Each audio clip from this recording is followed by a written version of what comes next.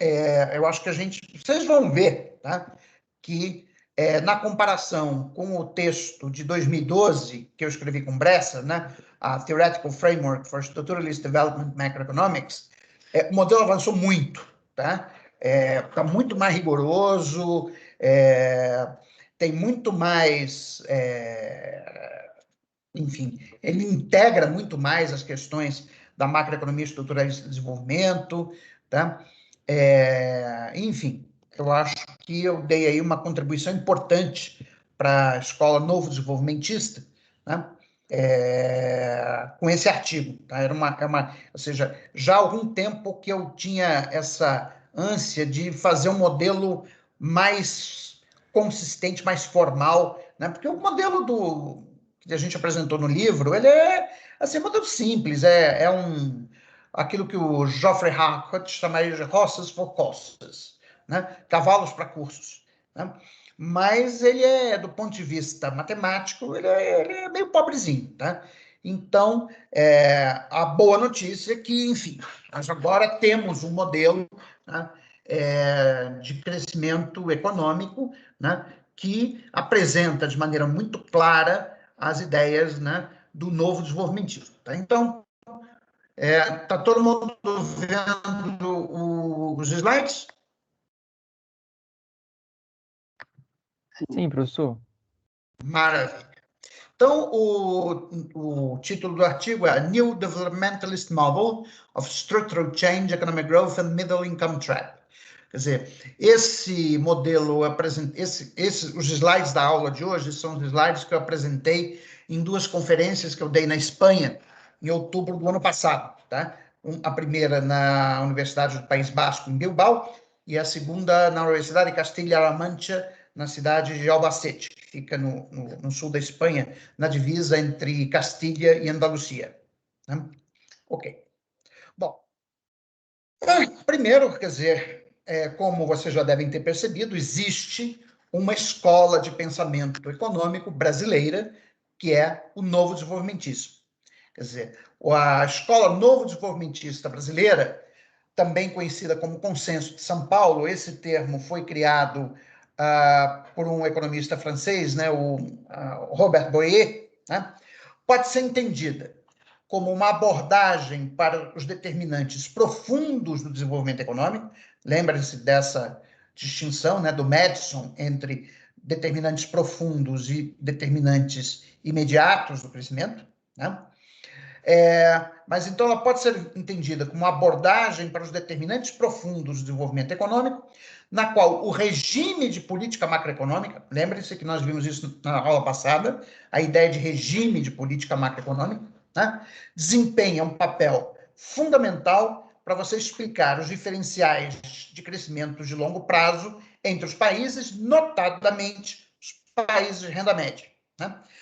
Bom, essa distinção, né, nós já vimos, né, entre determinantes imediatos e determinantes profundos do crescimento. Só recapitulando, vem do 88, os determinantes imediatos é o montante de capital físico e humano, a disponibilidade de recursos naturais, a eficiência no uso dos recursos produtivos existentes, né, e o nível de conhecimento técnico e científico estimado ponto tempo. Profundos se refere às razões pelas quais os países diferem uns com respeito aos outros em termos da disponibilidade dos fatores que determinam o nível de renda per capita.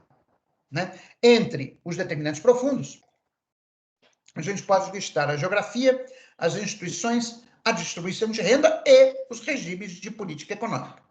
Né? Então, para o novo desenvolvimentismo, o regime de política econômica é a causa profunda, né, do desenvolvimento econômico. Ou seja, existem regimes de política econômica que levam a um crescimento baixo e existem regimes de política econômica que levam a um crescimento acelerado. Né? Então, para o novo desenvolvimentismo, é basicamente essa explicação, né, dos determinantes profundos do desenvolvimento e por que países apresentam trajetórias de crescimento de longo prazo que são bastante diferenciadas entre si. Né? Bom, o fundador da escola, né, foi o Bresser, né? A escola foi originada da obra seminal do Bresser, 2006, 2007 e 2009, sendo que 2007 e 2009 foram 2 livros. Tá?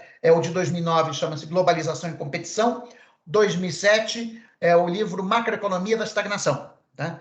2006 foi um artigo publicado nos cadernos SEBRAP. Né?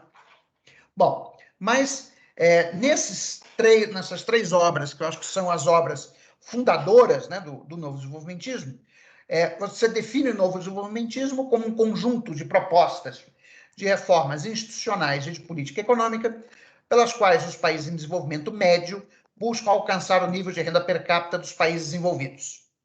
Essa estratégia, né, de alcançamento baseia-se explicitamente na adoção de um regime de crescimento liderado pelas exportações, no qual a promoção das exportações de produtos manufaturados induz a aceleração do ritmo de acumulação de capital e a introdução do progresso tecnológico e mudanças estruturais. Então, veja bem, o que é que nós temos de base do novo desenvolvimentismo? Como nós já havíamos falado nas aulas anteriores. Quer dizer, um modelo de crescimento puxado pela demanda, né? Quer dizer, nisso você está incorporando as ideias pós-keynesianas, principalmente do Caldor, né? De que o determinante, né, do crescimento de longo prazo é o crescimento da demanda autônoma. Aí nós fazemos a distinção entre exportações, né? Tem 2 fontes de crescimento da demanda autônoma, as exportações e os gastos do governo, e a gente argumenta que, para países, né, que não possuem moedas de reserva internacional, a única maneira, né, o único motor, né, de crescimento sustentado no longo prazo são as exportações. Né?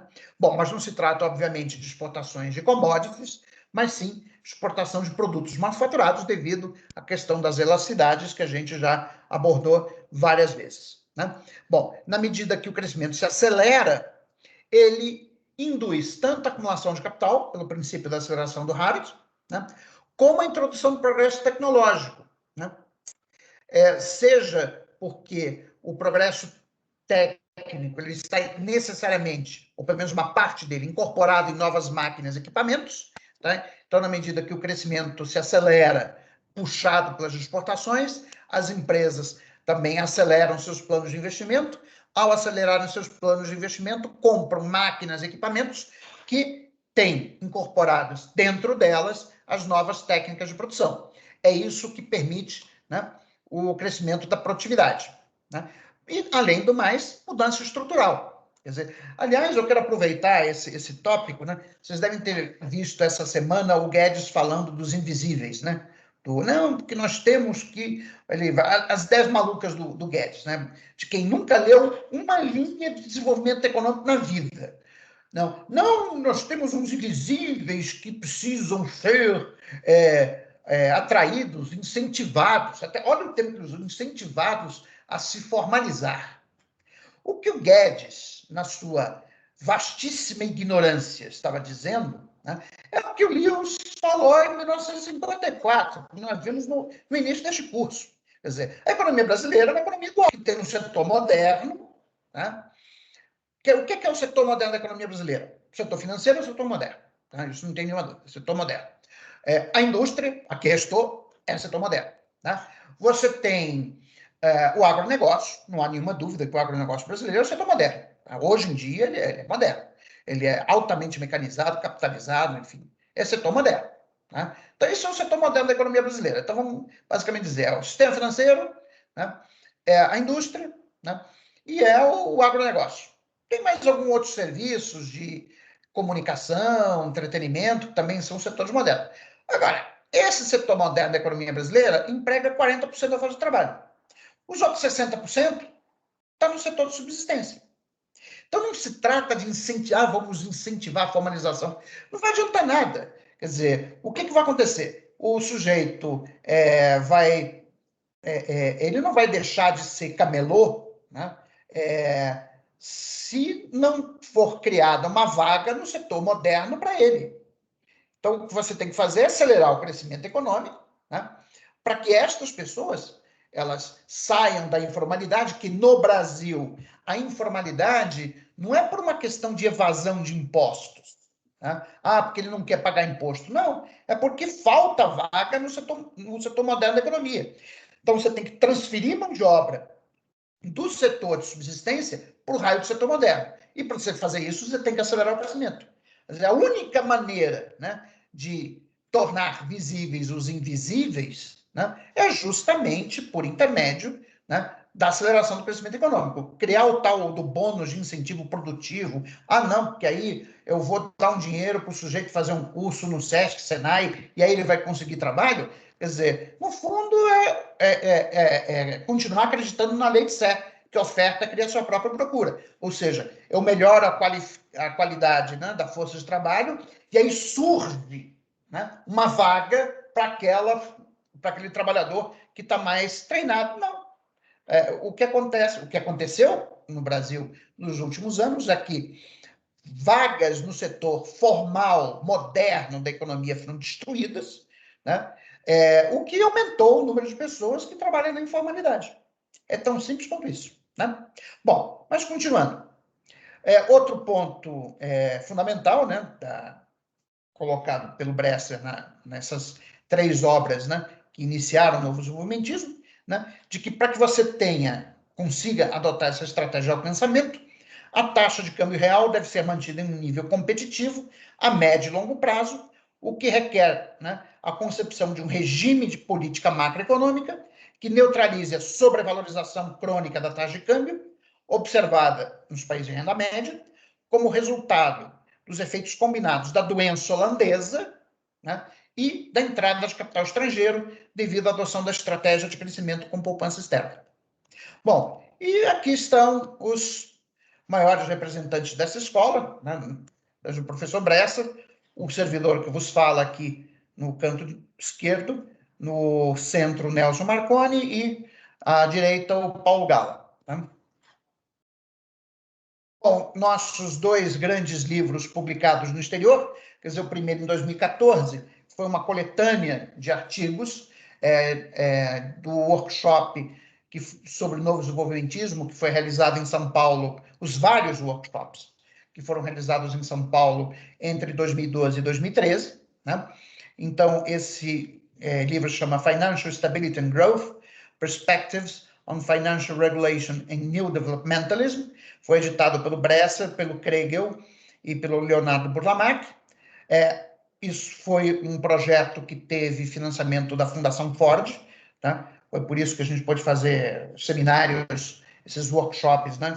Acho que foram 2 ou 3 em São Paulo, convidou gente do exterior, enfim. Foi muito legal, foi uma época bem legal.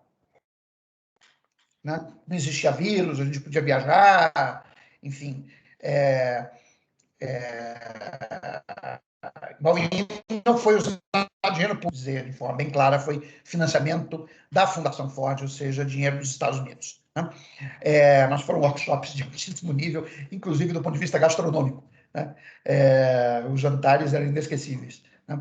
Bom, mas e o segundo livro, o Developmental Macroeconomics, New Developmentalism as a Growth Strategy, publicado em 2015. Esse é um livro que levou uns 2 ou 3 anos para ser feito. Quer dizer, eu, o Bresser e o Marconi nos reuníamos 2 vezes por mês, em média, na casa do Bresser em Ibiúna, que, aliás, é uma casa... Casa modo de dizer, que na verdade é um complexo. Né? São várias casas, né, que ele tem na beira do lago Ibiúna, um local espetacular para se passar o final de semana. E a gente passava... a gente chegava sábado de manhã, passava o sábado todo trabalhando, domingo de manhã trabalhando, e aí eu retornava para Brasília assim, na tarde de domingo. Né? Bom, esse último livro tem uma versão em português dele, tá? Que é a Macroeconomia Desenvolvimentista, que foi editado pela editora Campos, só que a Campos agora foi comprada pelo Grupo GEM, né? Então, quem ainda não adquiriu a sua versão em português, ainda tem a opção de fazê-lo. A edição em inglês, assim, eu não recomendo, porque é extremamente cara, mas, enfim, se alguém quiser ter a edição em inglês, É basicamente a mesma coisa, tá? Só que é em inglês, ok? Bom, quais são as proposições centrais, né, do novo desenvolvimentismo?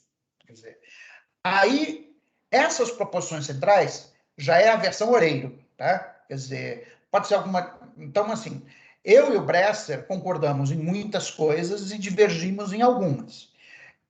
Particularmente na definição do conceito de taxa de câmbio de equilíbrio industrial, tá?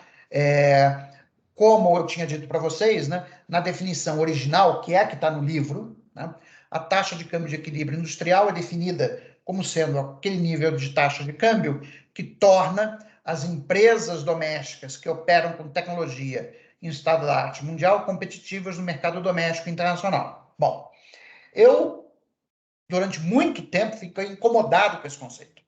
Por que eu fiquei incomodado? Pela simples razão de que países em desenvolvimento não estão na fronteira tecnológica.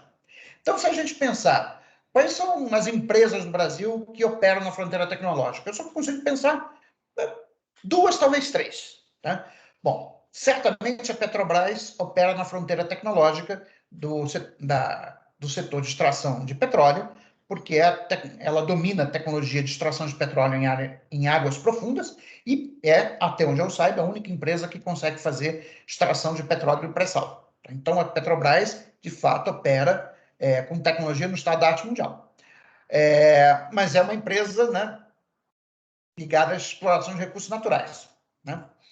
A segunda é a Embraer. Quer dizer, a Embraer, no segmento de aviões de médio porte, tá? Que são aviões de até 120 passageiros, né? A Embraer, ela realmente é uma empresa competitiva. Ela, inclusive, é mais competitiva que a canadense, a Bombardier. Tá?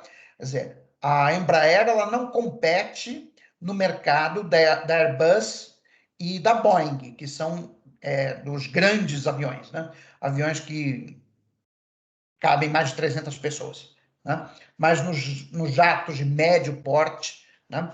E em aviões jatinhos, né? De jato executivo, a Embraer é uma empresa que certamente está na fronteira tecnológica mundial. A terceira empresa que a gente pode mencionar é o EG, lá de Santa Catarina, tá? Que é produtora de bens de capital. Inclusive, ela exporta, é um exportador importante e tal. Então, de fato, eu tenho 3 empresas no Brasil que eu consigo ver que, de fato, operam na fronteira tecnológica mundial. O resto, não. Tá?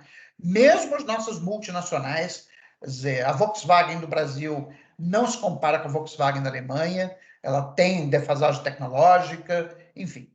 Então, eu redefini o conceito de taxa de câmbio de equilíbrio industrial, como a gente vai ver na sequência. Né?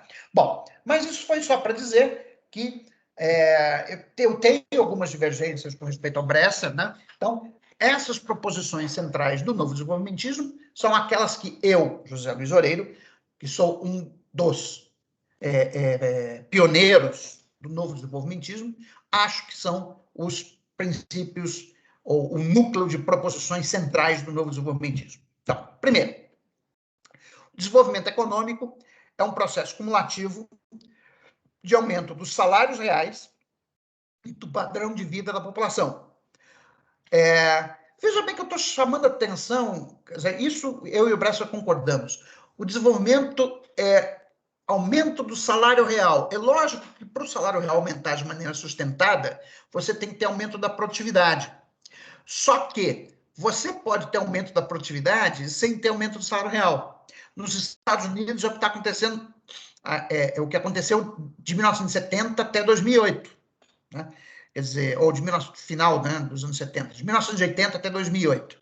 Tá? Você teve aumento da produtividade com estagnação do salário real. Na medida que o salário real fica estagnado, é lógico que você não tem como melhorar o padrão de vida da população, né? Que é o desenvolvimento econômico. Quer dizer, mas a economia americana cresceu muito, de 1980 até 2008. Sim, cresceu muito, só que o crescimento foi apropriado por 1% da população dos Estados Unidos. Os outros 99% tiveram seu padrão de vida basicamente estagnado, puderam, em alguns casos, a classe média pode até continuar mantendo seu padrão de consumo, mas basicamente aumentando seu endividamento. Né? E deu no que deu na crise financeira de 2008. Né? Bom, então, o desenvolvimento econômico é um processo cumulativo, né, de aumento do salário real e do padrão de vida da população, que se torna possível pelo aumento da produtividade do trabalho, que advém do progresso técnico incorporado em novas máquinas e equipamentos, e da mudança estrutural da economia, com o trabalho migrando de setores de baixo valor adicionado per capita para setores com alto valor adicionado per capita. Né? Bom, isso significa que a taxa de crescimento da produtividade depende da taxa de crescimento do estoque de capital por trabalhador e da evolução da estrutura produtiva ao longo do tempo. Segunda proposição, o ritmo de crescimento da produção real é determinado pelo crescimento da demanda autônoma, que não cria capacidade. O investimento se ajusta no longo prazo ao ritmo de crescimento da demanda, portanto, ele não pode puxar ou liderar o crescimento econômico, mas é puxado por ele. Né?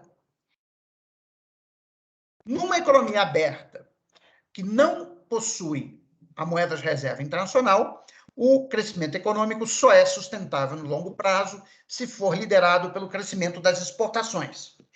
Se o crescimento, o motor do crescimento da demanda autônoma for a demanda doméstica, por exemplo, o gasto do governo, a trajetória de crescimento será, mais cedo ou mais tarde, interrompida por uma crise de balanço de pagamentos. Foi o que aconteceu no segundo Plano Nacional de Desenvolvimento com o governo Geisel. Acho que eu já mencionei isso.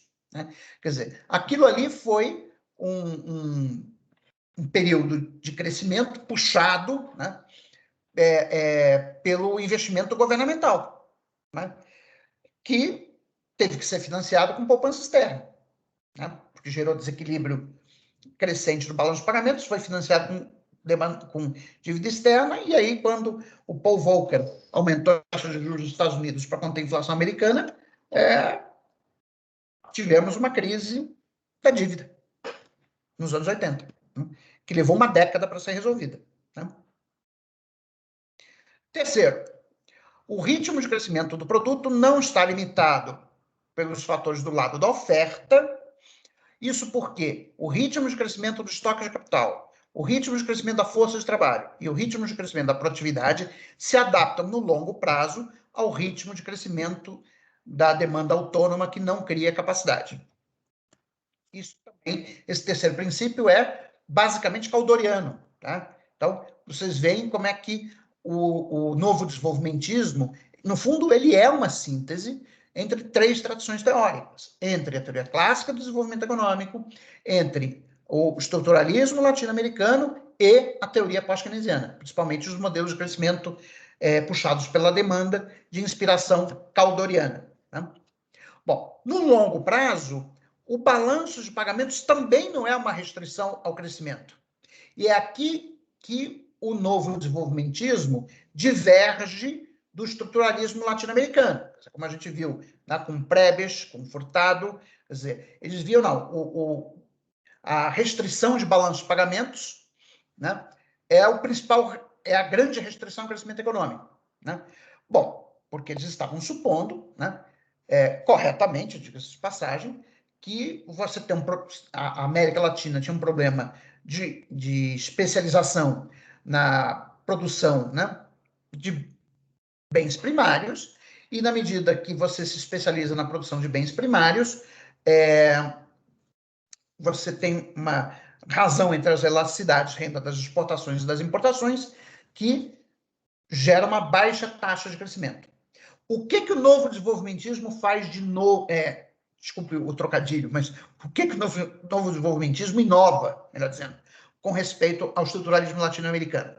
É perceber que a mudança estrutural que o estruturalismo latino-americano achava indispensável para acelerar o crescimento, ela pode ser induzida, né, por uma taxa de câmbio no nível correto, que é o nível de equilíbrio industrial. Nesse sentido, há um rompimento do novo desenvolvimentismo com o estruturalismo latino-americano.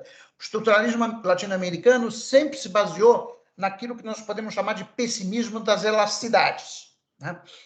Eles diziam, não, o setor, a desvalorização do câmbio, melhor dizendo, não é um instrumento de desenvolvimento porque as elasticidades preço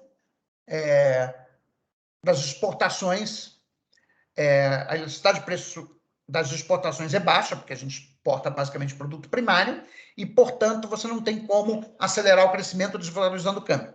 O que esse raciocínio está incorreto do ponto de vista do novo desenvolvimentismo? É que você só leva em conta o efeito de curto prazo da desvalorização do câmbio.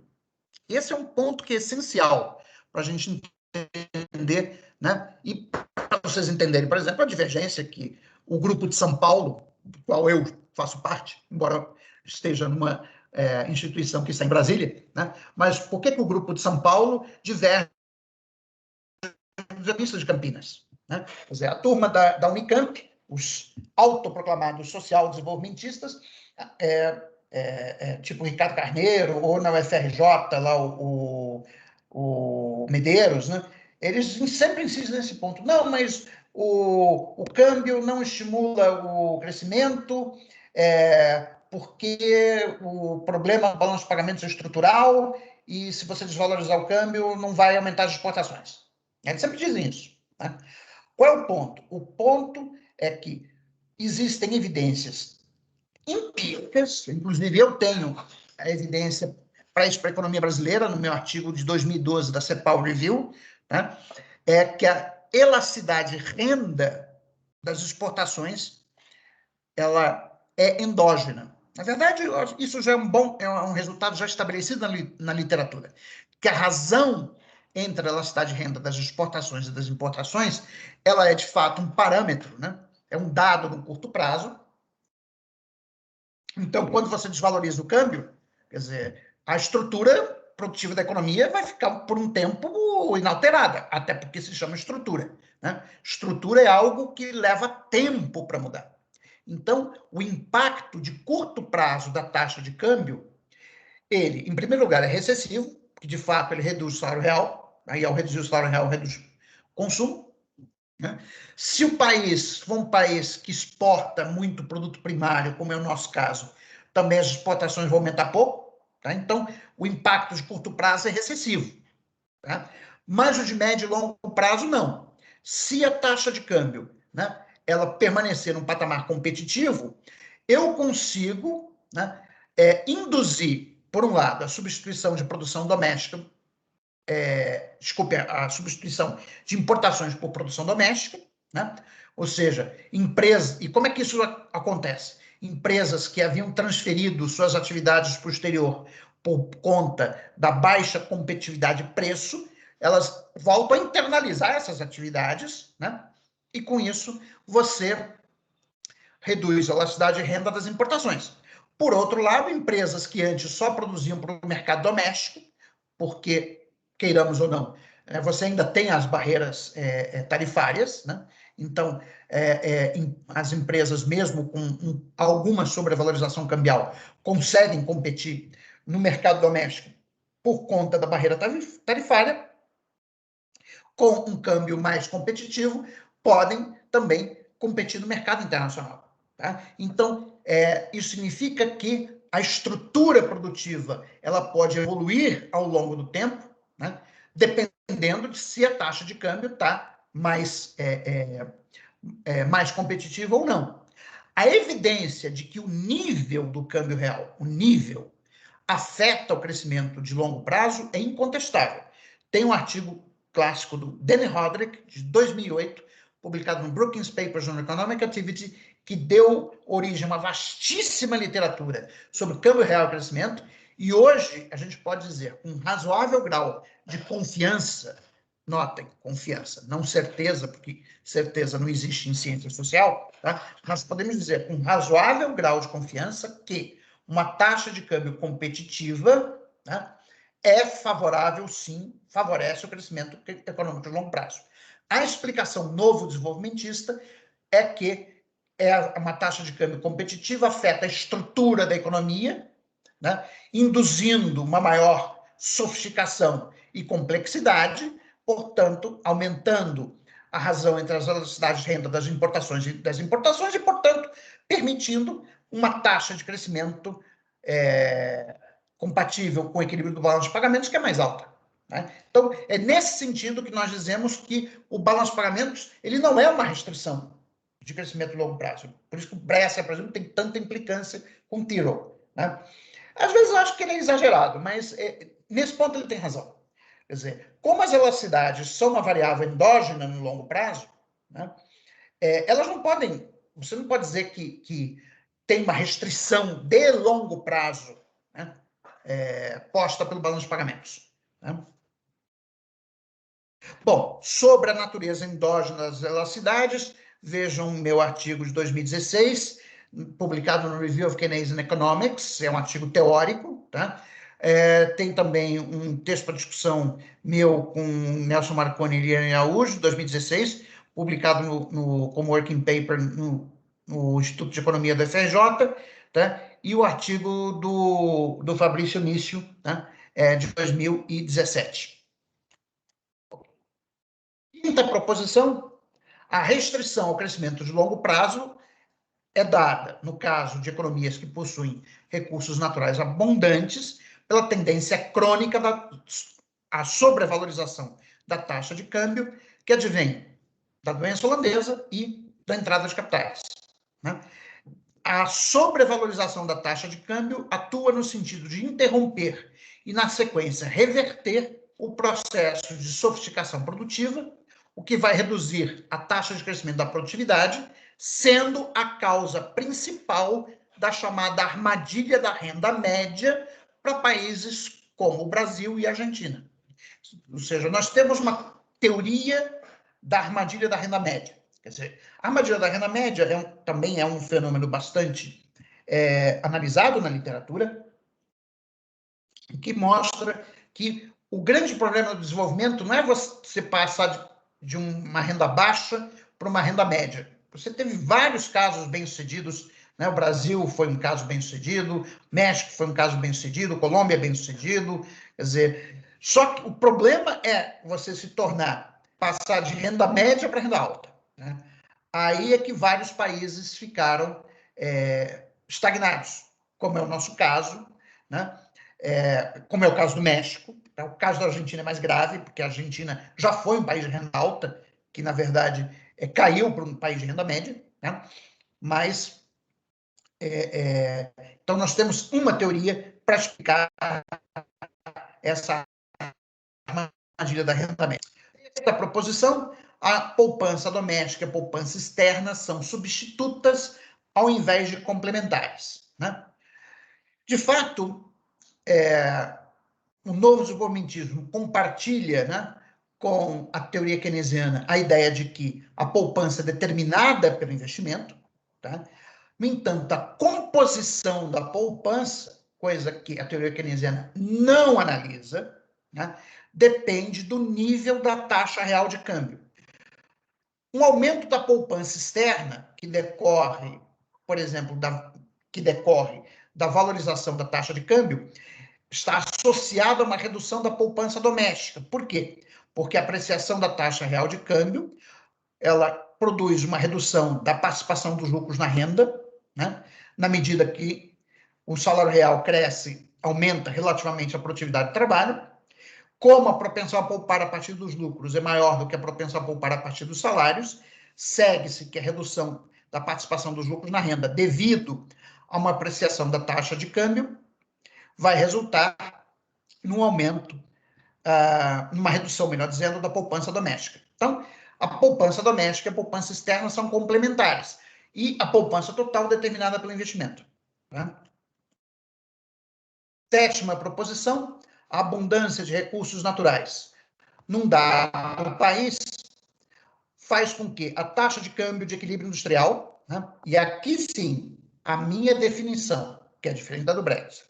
Qual é a minha definição? A taxa de câmbio de equilíbrio industrial é definida como aquele nível de taxa de câmbio que faz com que as firmas domésticas, para um dado hiato tecnológico, sejam competitivas tanto no mercado doméstico como no mercado internacional. Então, esta é a minha diferença, né? Minha definição de taxa real, a taxa de câmbio de equilíbrio industrial, que incorpora o hiato tecnológico, né? Que tem uma vasta literatura, cujo artigo seminal é de um economista holandês chamado Ian Fagerberg, né? Que ele criou esse conceito de technological gap, né? Então, tem uma vasta literatura sobre a ideia de hiato tecnológico, ou seja, de que os países, né, não operam todos na fronteira tecnológica, mas você tem alguns que operam na fronteira tecnológica e outros que estão atrás da fronteira tecnológica, né? Isso é uma literatura importante demais para ser negligenciada pelo novo desenvolvimentismo. Então, essa é uma contribuição minha, tá, para a literatura do novo desenvolvimentismo. Ok. Então, a abundância de recursos naturais faz com que a taxa de câmbio de equilíbrio industrial seja maior do que a taxa de câmbio que garante o equilíbrio na conta de transações correntes do balanço de pagamentos. Dessa forma, a sustentabilidade de longo prazo do crescimento econômico em países, né, com recursos naturais abundantes exige que eles operem com superávit em conta corrente, né? Por quê? Se a taxa de câmbio de equilíbrio industrial é mais desvalorizada do que a taxa de câmbio que zeraria, né, o saldo da balança da conta corrente do balanço de pagamentos, então, se eu estiver operando com a taxa de câmbio de equilíbrio industrial, necessariamente eu vou estar operando com superávit na conta de transação corrente do balanço de pagamentos, né? Oitava proposição, a adoção da estratégia de crescimento com poupança externa por muitos países em desenvolvimento ou de renda média, situados principalmente na América Latina, nos anos 1990, foi outra fonte de sobrevalorização da taxa de câmbio. Por quê? O crescimento com poupança externa requer que os formuladores de política econômica, atenção para isso aqui, agora a gente vai estar dando a explicação do porquê que os juros no Brasil e nos países latino-americanos em geral tendem a ser muito altos. O crescimento com poupança externa exige que os formuladores de política econômica fixem a taxa de juros doméstica num nível mais alto do que o que corresponderia à soma da taxa de juros internacional com o prêmio de risco país. Ora, é esse diferencial de taxa de juros que induz a entrada de capitais, resultando num superávit da conta de capitais do balanço de pagamentos, né? E, portanto, na apreciação da taxa de câmbio real com respeito ao nível que proporcionaria o equilíbrio no balanço, na conta corrente do balanço de pagamentos. Então, o que vai ser a característica fundamental dessa trajetória de crescimento com poupança externa é que a gente vai olhar o balanço de pagamentos de um país e vai ver o seguinte: você vai ver que ele tem déficit em conta corrente e superávit na conta de capital. Exatamente o caso do Brasil. Exatamente o caso. Nós só não tivemos isso num breve período entre 2003 e 2007, que nós tivemos superávit na conta corrente, né? Mas além de ter superávit na conta corrente, a gente teve superávit na conta de capital, né? Isso resultou numa apreciação brutal da taxa de câmbio, que o governo só começou a se preocupar com ela a partir de 2006. Foi aí que começou a estratégia de acumulação de reservas internacionais, tá? Mas o fato é que de 2007 para frente, quer dizer, de 94 até 2002 e de 2007 para frente, né, o Brasil tem tido déficit na conta corrente do balanço de pagamentos e superávit na conta de capital, né? A gente até ouve na imprensa dizer, não, mas a gente não precisa se preocupar com esse déficit em conta corrente, porque ele é mais do que financiado pelo investimento externo direto. Bom, isso é outra maneira de dizer que você está usando poupança externa, né? E, na verdade, essa estratégia de atrair poupança externa acaba elevando a taxa de juros. Quer dizer, na verdade, é por querer crescer com poupança externa que o Banco Central coloca a taxa de juros num nível alto, o que, obviamente, é justificado até mesmo pelo regime de metas de inflação, né? Quando você eleva a taxa de juros, né, você aprecia o câmbio. Ao apreciar o câmbio, você reduz as taxas de inflação, né?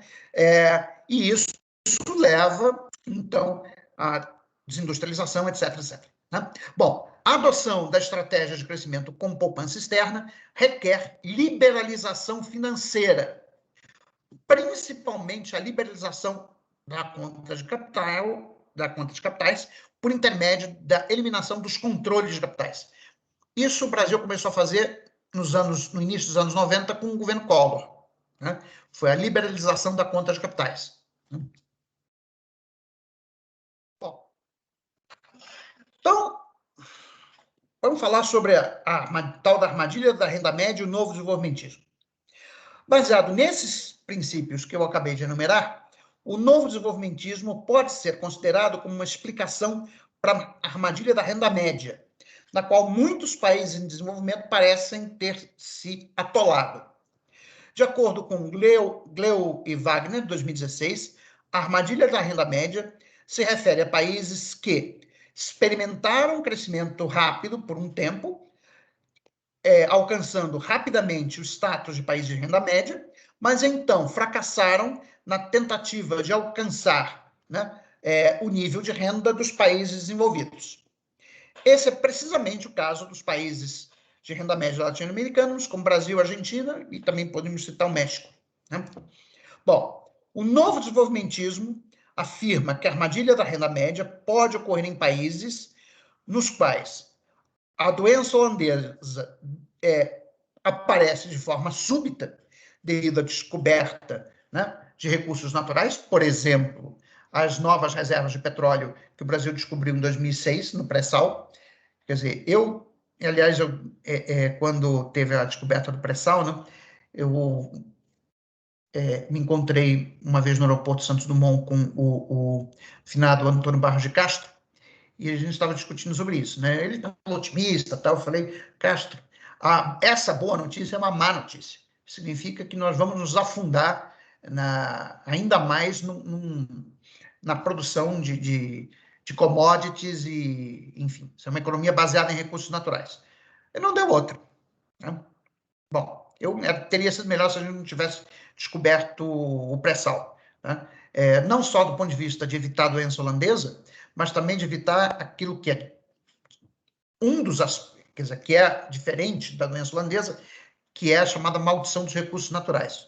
Quer dizer, se não tivesse tido o raio do pré-sal, provavelmente o petrolão não teria acontecido, né? E aí talvez a história política do Brasil fosse outra, tá? Mas isso aí é coisa que eu não vou entrar. O novo desenvolvimentismo trata apenas da doença holandesa. A doença holandesa é um dos aspectos da chamada maldição dos recursos naturais. Então, por favor, não achem que um é sinônimo do outro, tá? A maldição dos recursos naturais é um problema mais geral que envolve, inclusive, questões de natureza política, tá? Como rent-seeking, corrupção, etc. Tá? E tem um lado econômico, que é a doença holandesa. Tá? Bom, mas então, a armadilha da renda média pode surgir, né, em países nos quais você tem a descoberta súbita, né, de recursos naturais, ou que, tendo neutralizado a doença holandesa durante anos, deixam de neutralizá-la e passam a adotar uma estratégia de crescimento com base em poupança externa. É aqui que a questão ideológica do consenso de Washington é fundamental. Foi fundamental para a América Latina. Quer dizer, aqueles mecanismos que, ao longo de 30 anos, né, e para quem for fazer meu curso de Economia do Brasil Contemporâneo no próximo semestre, eu vou mostrar isso em detalhe, tá? Durante os anos 50, 60, o Brasil construiu mecanismos de neutralização da doença holandesa. Isso permitiu a sua rápida industrialização, né? Desde controle de câmbio, passando por sistemas de taxa de câmbio múltipla, subsídio à exportação de manufaturados, enfim. Nós tivemos vários mecanismos que permitiram a neutralização da doença holandesa. E aí o que acontece? vem o consenso de Washington e diz, não, deixa o câmbio livre, o câmbio tem que flutuar, vocês não podem ter esse negócio de câmbio múltiplo, o câmbio tem que ser um só. A gente foi seguindo, tá? Tudo que diziam para a gente. Ou seja, eles disseram para a gente, não, vocês são feios, vocês fazem tudo errado, entendeu? Vocês têm que fazer as coisas certas. Aí eu lembro, uma dos fóruns de economia da FGV de São Paulo, que estava o Delfim, né? E o Delfim, sempre muito bem-humorado, né, com umas tiradas fantásticas, né? Acho que era 2011 ou 2012. O Delfim disse a seguinte frase: pois é, nos anos 50, nos anos 60, estava tudo errado no Brasil. Câmbio, a gente intervinha no câmbio, financiava os gastos do governo com emissão de moeda, estava tudo errado, mas dava certo. E agora, depois do Fernando Henrique, né, que está tudo certo, está errado. Né? Então, assim, aí todo mundo riu, realmente foi uma beleza a definição do Delfim, que de fato a gente seguiu quase que ipsis literis, né, os cânones do consenso de Washington, né, e deu errado. Quer dizer, é incontestável, né, que o ponto de inflexão da economia brasileira foi a partir da década de 80, o que coincide, né, justamente com o governo Collor, com o governo Fernando Henrique, que adotaram, né, os princípios do consenso de Washington. Bom, nos dois casos, a sobrevalorização da taxa de câmbio é a consequência última, aqui tem economia política, gente, de uma coalizão de classes entre trabalhadores e rentistas, que favorece a apreciação da taxa de câmbio devido aos efeitos positivos da mesma sobre a inflação e o salário real, de um lado, e a renda financeira do outro.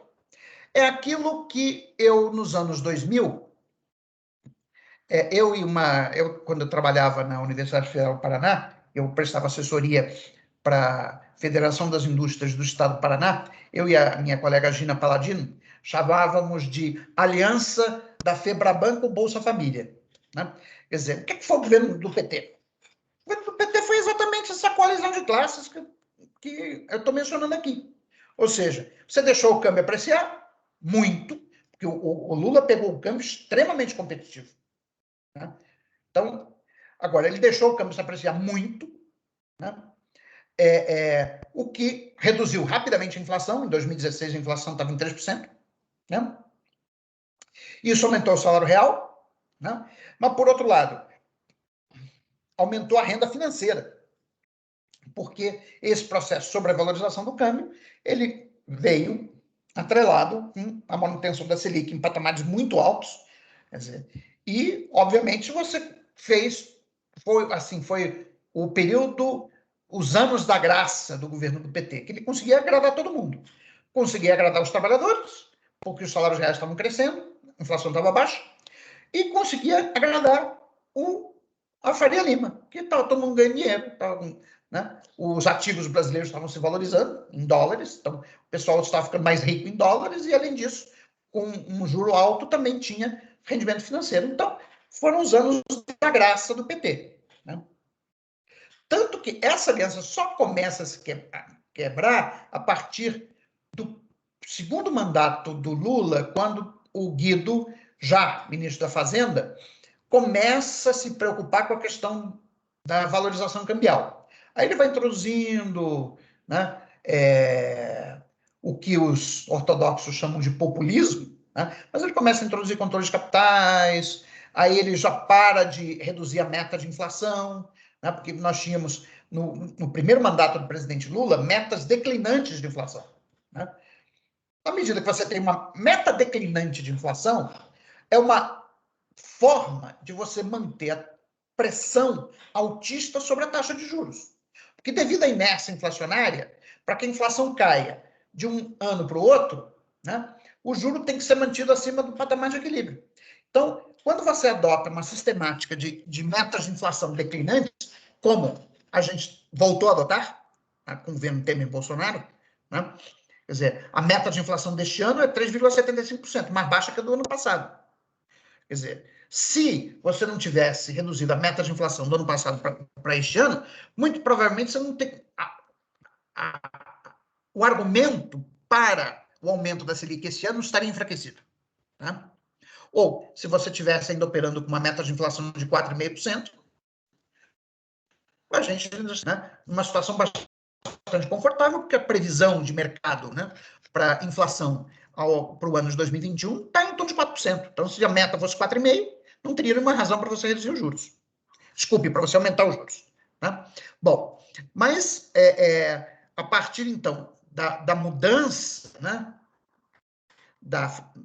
do regime de política macroeconômica, que o PT vai fazendo por tentativa e erro, portanto, eles nunca tiveram muita clareza, né, do que tinha que ser feito, mas eles vão fazendo por tentativa e erro, é que essa coalizão de classes começa a se romper.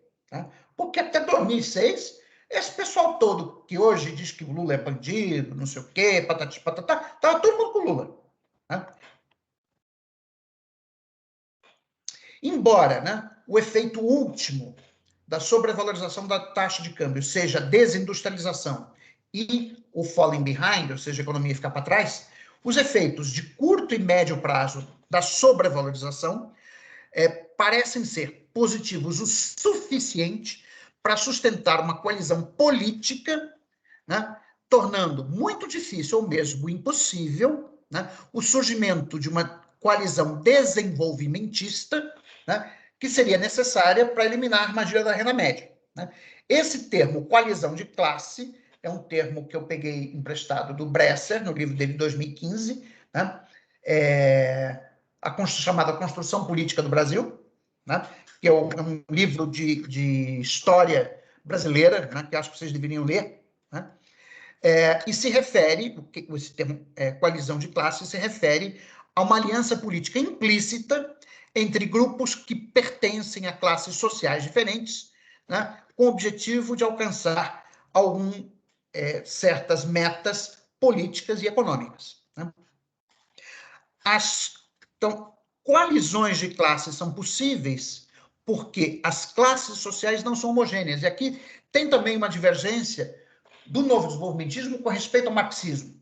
Quer dizer, o marxismo enfatiza a luta de classes. Né? Se vocês pegarem o manifesto do Partido Comunista do Marx e do Engels, né?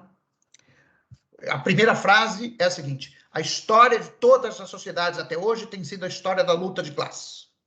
Bom, eu fiz a resenha desse livro do Bresser para a revista do Centro Celso Furtado, e eu comecei dizendo que para o Bresser a história do desenvolvimento econômico é a história da coalizão de classes. Quer dizer, o Getúlio conseguiu, com a Revolução de 30, formar uma coalizão de classe desenvolvimentista entre os empresários industriais, entre os trabalhadores, os sindicatos e a tecnocracia estatal. Né? Essa coalizão de classes foi a responsável, né, pelo desenvolvimento econômico, pelo fato do desenvolvimento econômico ter se mantido como a prioridade, né, da agenda brasileira até o final da década de 70. Os militares não mexeram, eles não, ao contrário da Argentina, né, e do Chile, né, onde os militares adotaram políticas econômicas liberais, né, no caso brasileiro, os militares não fizeram isso. Eles deram continuidade, né, lógico, fazendo ajustes no padrão de desenvolvimento, mas basicamente continuaram com o modelo de desenvolvimento por substituição de importações, de industrialização por substituição de importações e liderada pelo Estado. Coisa que os militares na Argentina não fizeram, os militares no Chile não fizeram. Ok? Ok. Bom, isso aqui são só alguns dados sobre a economia brasileira. Essa é a taxa de crescimento do PIB per capita no Brasil em dólares, de 2013, de 1945 até 2013. Vocês veem aí claramente, né, o ponto de inflexão, né, a tendência, né, de crescimento, né, do PIB per capita começando a cair a partir, né, do final dos anos 70. Essa outra lâmina, ela mostra a evolução da taxa de crescimento do produto por trabalhador e do estoque de capital por trabalhador no Brasil. Ou seja, o que essa série mostra? que essas duas taxas elas crescem juntinhas. Ou seja, o crescimento da produtividade do trabalho advém fundamentalmente do crescimento do estoque de capital por trabalhador. Tá? Isso é um dado importante para acabar com aquela retóricazinha do Samuel Pessoa, né? De que não, porque a educação é fundamental para o desenvolvimento econômico. A gente sabe que é importante. Né? Mas a ideia, né, que o Samuel já colocou num artigo dele na Folha de São Paulo, que ele diz que a produtividade é algo intrínseco ao trabalhador, isso é uma besteiragem que não do tamanho do Monte Everest. Quer dizer, não existe esse negócio de produtividade intrínseca ao trabalhador. Quer dizer, o que existe são trabalhadores mais equipados, mais bem equipados, ou seja, que operam máquinas e equipamentos tecnologicamente mais sofisticados, e para que eles sejam capazes de operar máquinas, equipamentos tecnologicamente mais sofisticados, eles também têm que ter um maior nível educacional. Né? Você não vai colocar um analfabeto para operar uma máquina, um robô, sei lá, chamada indústria 4.0. Você só não vai, esse tipo de trabalhador não vai trabalhar na indústria 4.0. É evidente que o investimento em capital fixo, o investimento em capital físico e o investimento em capital humano são complementares. Tá? Se você não educa e treina a tua força de trabalho, vai ficar difícil para as empresas conseguirem trabalhadores para operar as novas máquinas e equipamentos. Tá? Mas que os dados mostram claramente que o crescimento da produtividade está fortemente correlacionado com o crescimento do estoque de capital por trabalhador, no Brasil e em qualquer país do mundo, isso não há dúvida. Né? Não existe desenvolvimento econômico sem acumulação de capital físico. Tá? Lógico que ele é claramente cada vez mais dependente também do investimento em capital humano. Né? Essa aqui é a série relação câmbio-salário no Brasil. Olha só quando o Lula assumiu, lá em 2003, 2004. O câmbio estava extremamente competitivo. Né? Porque a melhor maneira de você ver, né, a evolução do câmbio é pela relação câmbio-salário, porque o salário é o principal insumo, né, da indústria. Né? Então, você vê essa relação, a relação câmbio-salário ela se aprecia muito até janeiro de 2011, aí depois, no governo da Dilma, ela começa a se valorizar um pouco, o câmbio começa a se desvalorizar, melhor dizendo, né? E até março de 2019, né, a tendência era ainda de melhoria. Mas observe, na comparação de março de 2019 com março de 2005, né, ou seja, ainda assim o câmbio estava muito valorizado. Tá? Então, se vocês me perguntam, mas taxa de câmbio 5 é boa? O nível competitivo? Duvido muito. Duvido muito. Tá? Quer dizer, nós ainda precisamos, para restabelecer a competitividade da indústria no Brasil, talvez uma taxa de câmbio acima de 6 ou talvez 7. Né?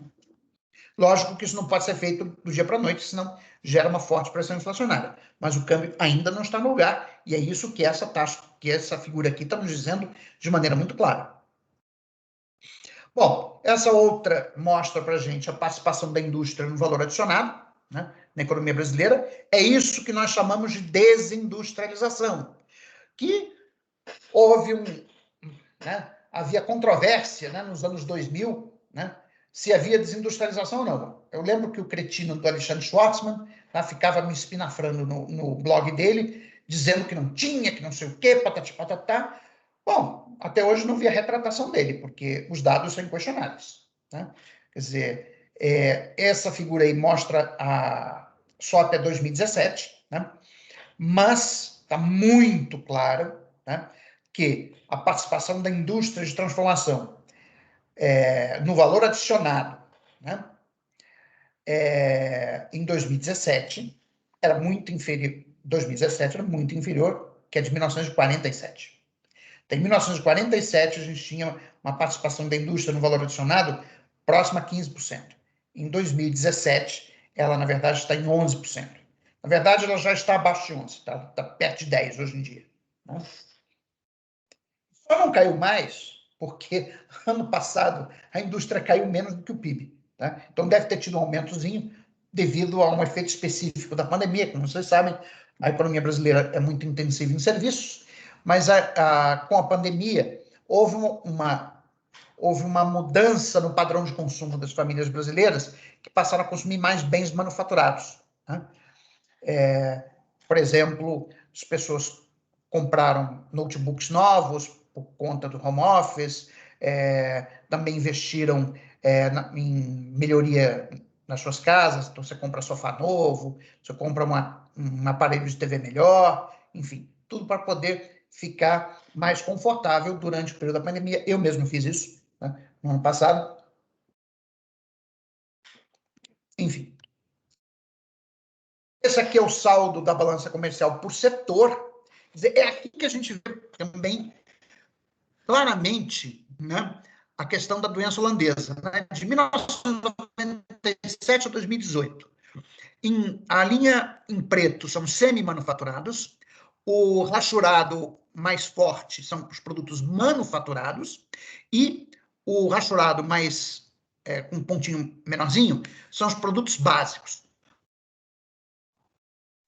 Olha o que começa a acontecer a partir da balança, porque entre 1997 e 2002, né, a balança comercial de manufaturados e básicos, né, as duas eram superavitárias e iguais, ou seja, o Brasil era um grande exportador no início dos anos, no final dos anos 90, início dos anos 2000, era um grande exportador de produtos manufaturados, né?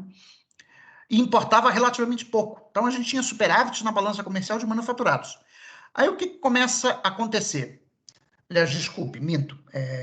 Manufaturados é aqui embaixo, né? Você tinha um pequeno déficit, melhor dizendo, porque esse preto aqui é, na verdade, semi-manufaturados. Tá? Você tinha um pequeno déficit de produtos manufaturados, né? Que, com a desvalorização do câmbio. O câmbio se desvaloriza em 1998, 99, não é isso? Observe, olha o efeito do câmbio. Você desvaloriza em 99, no início não acontece nada, né? Você continua com um déficit na balança comercial de manufaturados, mas a partir do ano 2000, olha só, o déficit comercial de manufaturados se reduz e torna-se um pequeno superávit de manufaturados até 2005, né? E aí você tem superávit, em 2005, você tem superávit na balança comercial de manufaturados, de semi-manufaturados e de básicos. E aí o que acontece a partir de 2005?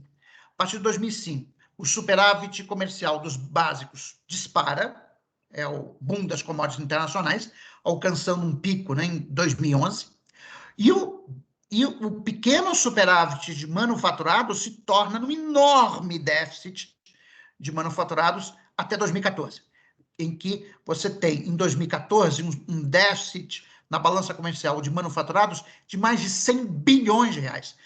Observem, né?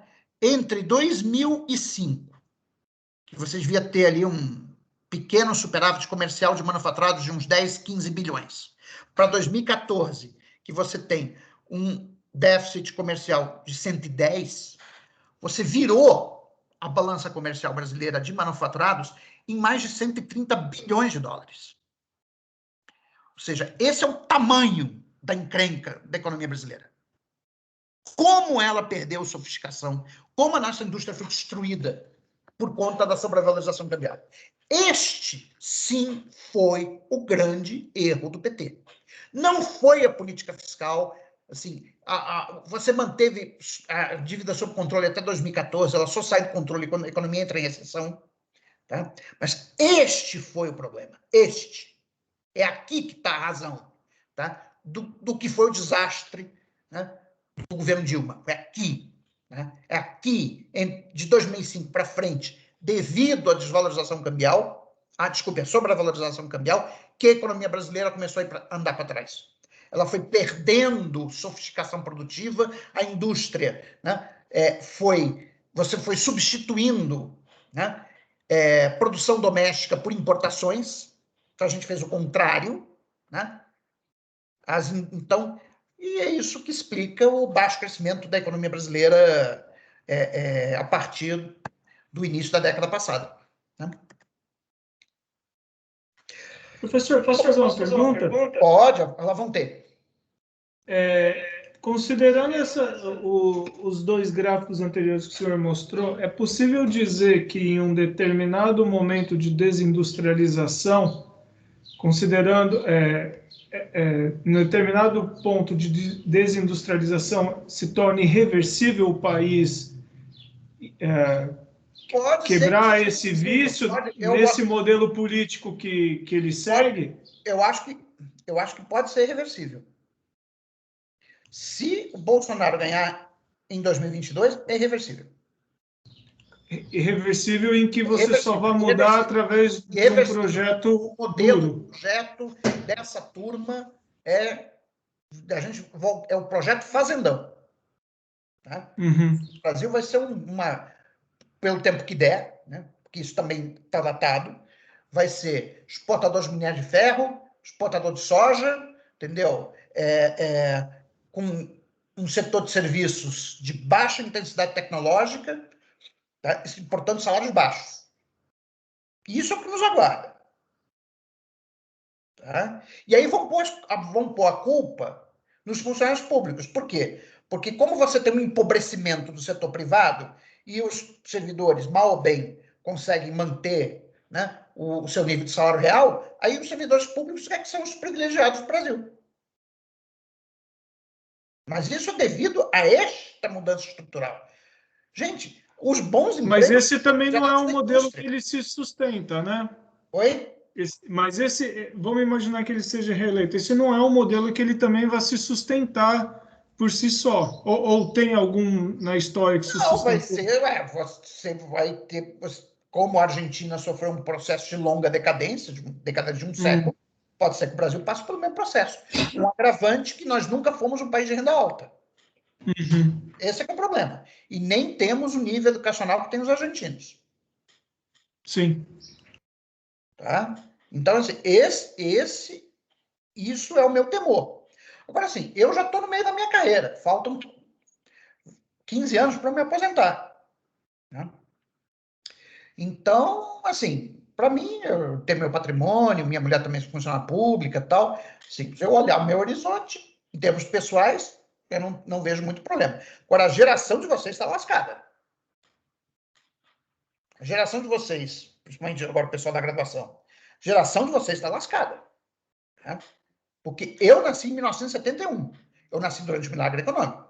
Eu sei o que... Eu cheguei a ver o que era um país em crescimento. Tá? Pegamos, né, o fim da inflação... Minha geração pegou o fim da inflação nos anos 90, parece que as coisas iam bem, ainda peguei ainda o período do governo Lula, as coisas estavam, pelo menos aparentemente, pareciam ir bem, não estavam, mas agora vocês vão pegar uma economia estagnada, e para sempre. Uma economia que vai crescer 2%. Se tanto. Enfim, é o que temos para o jantar. Né? Bom, a próxima lâmina prato vazio. Oi? O prato vazio, pois é, o prato vazio. Portanto, é o seguinte, quem puder, saia do Brasil. Quem puder. Pode fazer mestrado no exterior? Vai embora. Tá? Não fica aqui. Se eu tivesse 20 e poucos anos, eu não ficaria no Brasil. Tá? Não ficaria.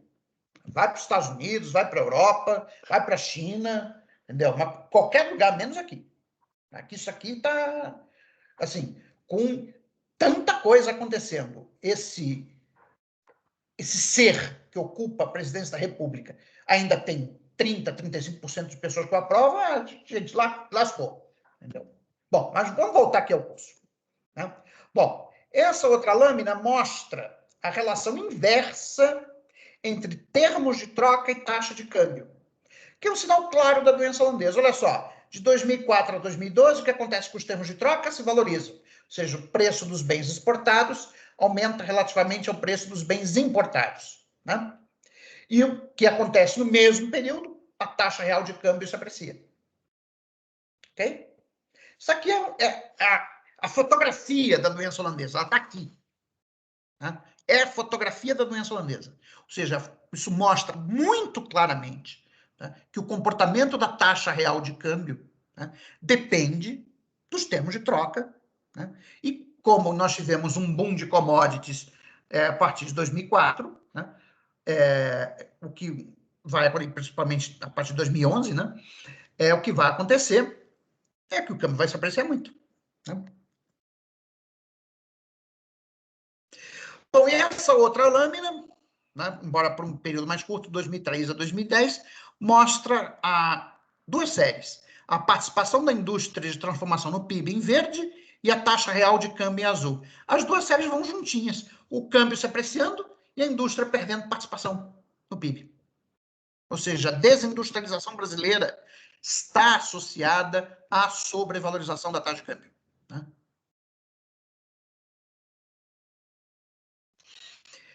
Bom, e aqui nós temos uma última lâmina empírica. Deixa eu ver se tem mais alguma coisa empírica. Não, isso agora já seria o modelo.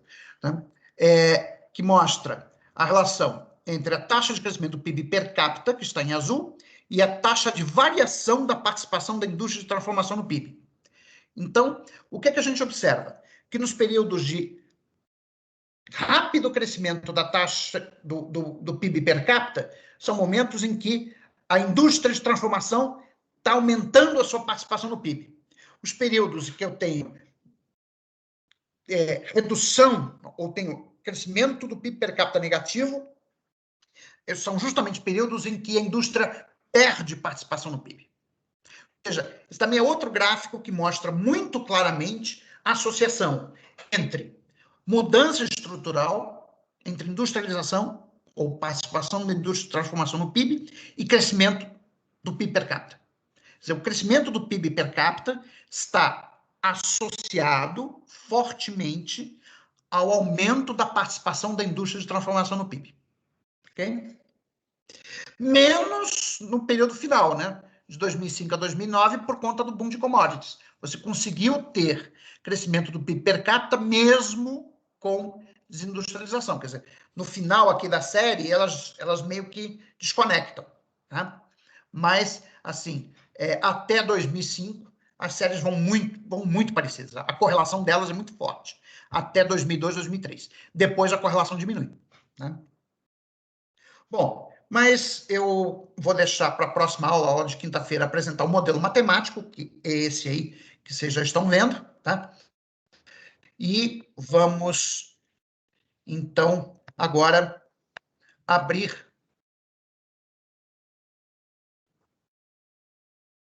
Vocês não estavam assim, eu não, estavam, né? Eu é que tirei do modo de exibição, aí já sai. Ok. Muito bom, pessoal. Então, perguntas, dúvidas, curiosidades?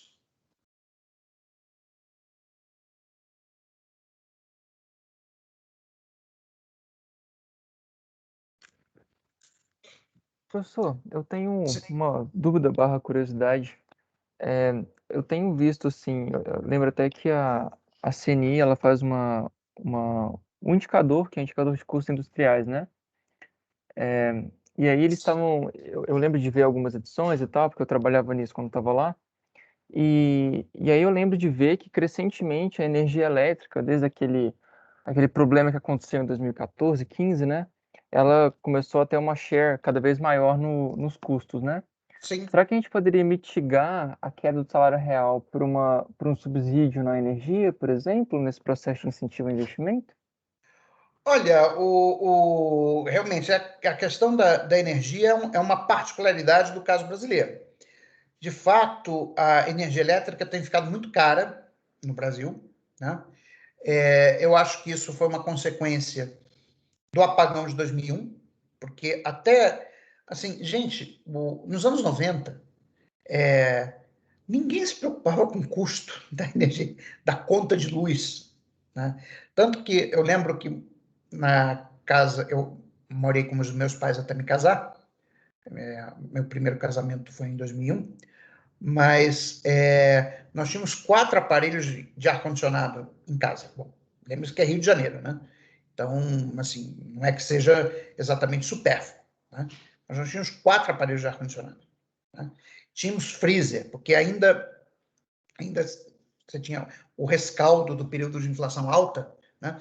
Então, durante o período de inflação alta, as pessoas, assim que recebiam salário, corriam para o supermercado fazer a chamada compra do mês, né? Porque as coisas ficavam mais caras ao longo do mês. Então, para você defender o teu poder de compra, você ia, assim que você recebe o salário, faz a compra do mês, estoca tudo em casa no freezer, tá? Então, a gente tinha freezer. Meu pai, ele substituiu o aquecedor a gás, quer dizer, o Rio de Janeiro, ao contrário de Brasília, tem gás encanado, tá? O meu pai substituiu o aquecimento a gás da casa por um boiler elétrico, né? Porque ele fez as contas, não, é muito mais barato, era baratíssima energia, né?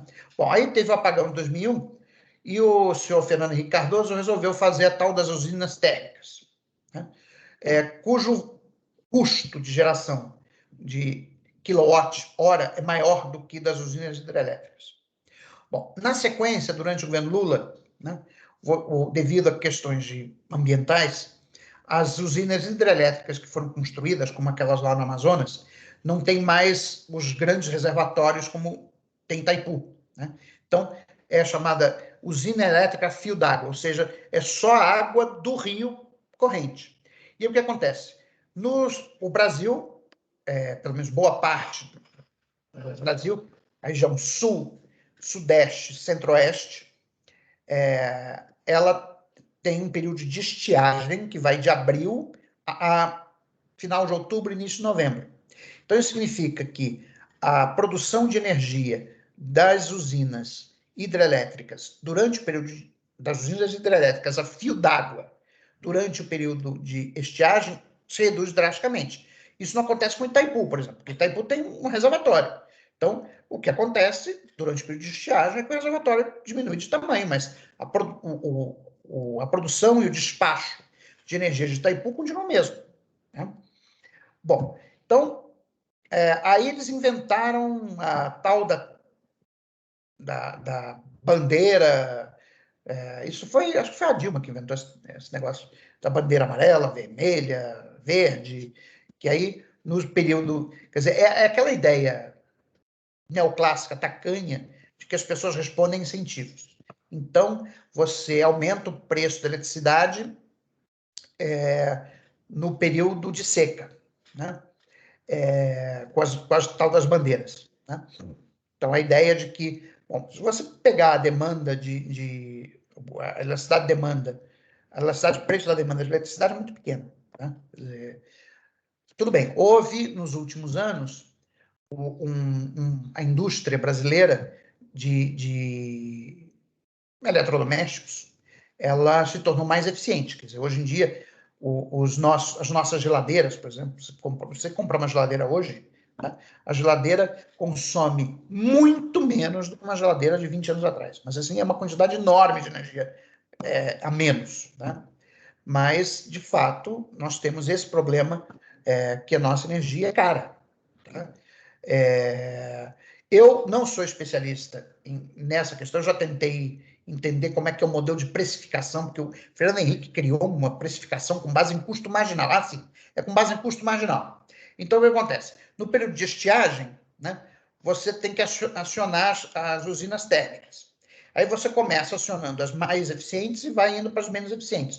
Isso significa que, a depender do período de estiagem, né, o custo marginal de produção de energia elétrica sobe, né, e com isso o preço sobe. Ah, sim, porque é a ideia louca que criaram no governo Fernando Henrique, de que o preço tem que ser determinado pelo custo marginal de produção do quilowatt-hora, né?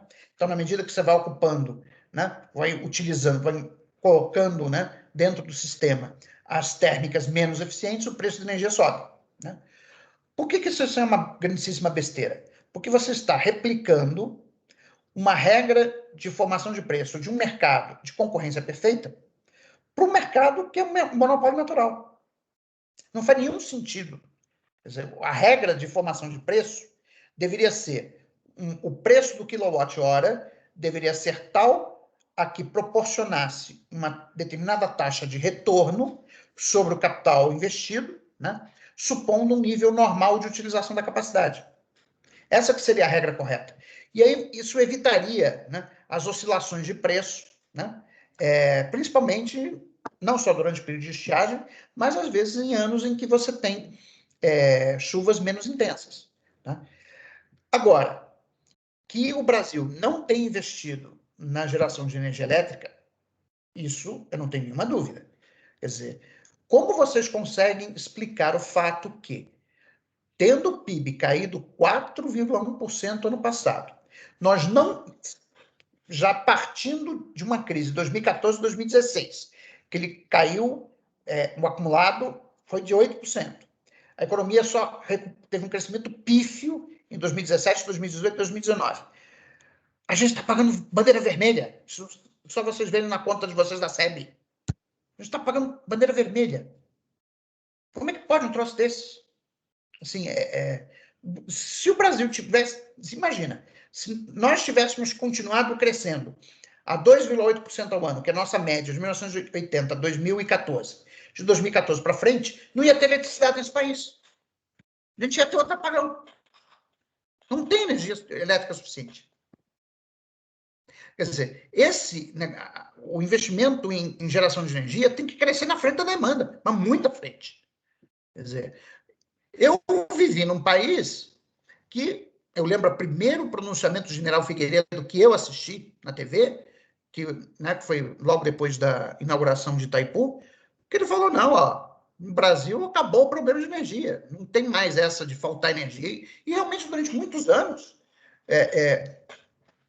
eu morava no Rio de Janeiro, não sabia, podia faltar energia para algum acidentezinho e tal, mas era rapidinho, era 10 minutos, puf, já voltava.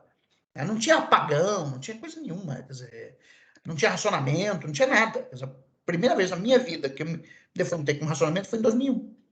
Né? Isso foi o quê? Foi falta de investimento. Durante o governo Fernando Henrique, que achava que o mercado ia resolver. O mercado não resolve isso. Isso aí é Estado que tem que fazer. Investimento em infraestrutura é Estado. Né? Pode ter na margem, algum investimento privado? Claro, pode. Na margem, pode. Entendeu? Mas o grosso tem que ser feito pelo Estado. Então, só para concluir a resposta à tua pergunta, Marcos, eu acho que você precisa investir muito na geração de energia elétrica e mudar também a regra de formação de preços. Né? Para você conseguir reduzir o custo da eletricidade, o que certamente vai tornar a indústria mais competitiva. Você também tem um outro problema de competitividade na indústria, que é a estrutura tributária, que a PEC 45 do deputado Baleia Rossi pretende modificar com a criação do imposto de bens e serviços. Com isso, você reduz a carga tributária sobre a indústria e distribui essa carga tributária para o agronegócio e para o setor de serviços. Né? Mas aí o que acontece? Essa reforma anda? Não anda. O Guedes tem lá uma maluquice dele lá qualquer lá, quer dizer, ficou insistindo primeiro no imposto cheque, aí depois em outra coisa, assim, e as coisas não andam. Enfim. Sim, Respondido? sim, professor, obrigado. E também o imposto de valor agregado, ele tornaria as coisas um pouco mais eficientes, né, em termos de... Sim, seria melhor para todo mundo. Quer dizer, é mais fácil arrecadar, você vai tributar menos os produtos manufaturados, né? Porque hoje você acaba tendo imposto em cascata, né? Então, a indústria que tem várias etapas intermediárias, ela é muito afetada. Tá? Já o agronegócio não. É basicamente, você exporta a soja, você vende a soja, já acabou. Minério de ferro também não. Né? Mas o setor de serviços vai ser afetado pela nova tributação. Né? E pelo IBS. Então, assim, que tenha um conflito danado sobre a reforma tributária, mas a criação do imposto de bens e serviços seria, eu acho que é um dos elementos fundamentais para a reindustrialização da economia brasileira, junto com você baratear a energia elétrica e manter o câmbio num patamar competitivo. Sim, sim. Eu estava conversando com a Bel um tempo atrás. A gente estava até pensando que, na verdade, o problema quando você desvaloriza muito o câmbio e tem essa queda de demanda interna, é que você pode ter uma queda forte, dependendo de como é que você tem a estrutura da demanda, né? Pelos bens manufaturados produzidos no Brasil, né? Então, por exemplo, se nós brasileiros consumimos a maior parte dos bens que a gente produz aqui, a gente pode acabar tendo um efeito indireto que até você conseguir ter uma inserção em mercado internacional, etc., tem um efeito de depressão muito grande, né? E é isso que nos deixa um pouco, assim, confusos e pensativos em relação a isso. O que você diz sobre? Então, a discussão sobre qual é o efeito da desvalorização do câmbio sobre a demanda agregada, né? Quer dizer, o efeito de curto prazo é contracionista, tá? Isso não tem nenhuma dúvida, tá? Agora, no médio e longo prazo, além do efeito sobre estrutura produtiva, você vai ter efeito sobre investimento, tá? Por quê? Na medida que a rentabilidade, né, da exportação de produtos manufaturados aumentar, você vai redirecionar a produção para o mercado externo, tá? E, na medida que você, por outro lado, o efeito de médio e longo prazo, você cria mais empregos no setor industrial, o setor industrial paga melhores salários. Então, isso significa que o consumo vai aumentar. Quer dizer, não é que você vai ter... O problema, que a caricatura que fazem do novo desenvolvimentismo é que se a gente está querendo uma economia de baixos salários forever. Não se trata disso. Trata-se simplesmente de reconhecer que, para você desvalorizar o câmbio, né, você tem que... isso necessariamente leva a uma redução do salário real, né? Isso é um efeito inexorável, né? Mas isso é um efeito de curto prazo, né? No médio e longo prazo, na medida que você muda a estrutura produtiva da economia, né? Então, você aumenta a participação da indústria de transformação, você vai criar empregos com salários maiores, né? Então, aquela perda de salário, ela vai ser revertida ao longo do tempo. Então, depois de um certo período de tempo, os trabalhadores vão estar desfrutando de um nível de salário real mais alto do que estariam se a desvalorização não tivesse acontecido.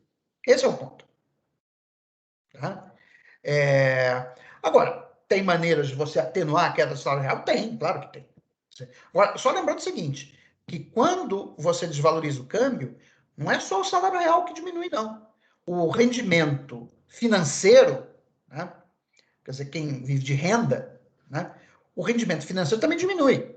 Ele diminui em moeda estrangeira. Então, os rentistas, que é uma classe basicamente internacionalizada, eles também perdem. Tá?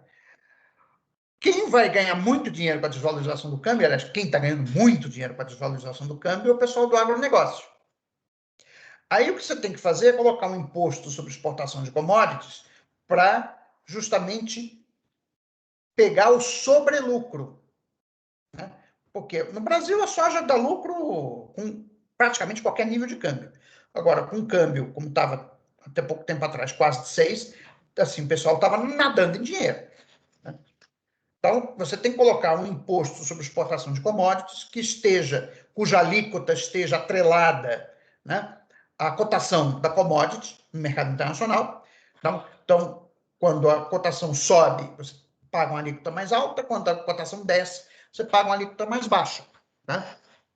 Mas a ideia é justamente você pegar um pouco do sobrelucro desse setor, e aí você pode destinar, minha proposta é que você crie um fundo constitucional e utilize o dinheiro arrecadado com o imposto de exportação para fazer descarbonização da economia. Que, enfim, é a agenda de desenvolvimento dos próximos anos. É descarbonização. E ninguém está falando sobre isso no Brasil. Eu acho que a descarbonização pode ser, eventualmente, uma maneira de você reindustrializar o Brasil. Ou seja, como você vai ter que mudar a cara da indústria brasileira, começando pela indústria automobilística, tá? Isso pode gerar uma série de investimentos públicos e privados, tá?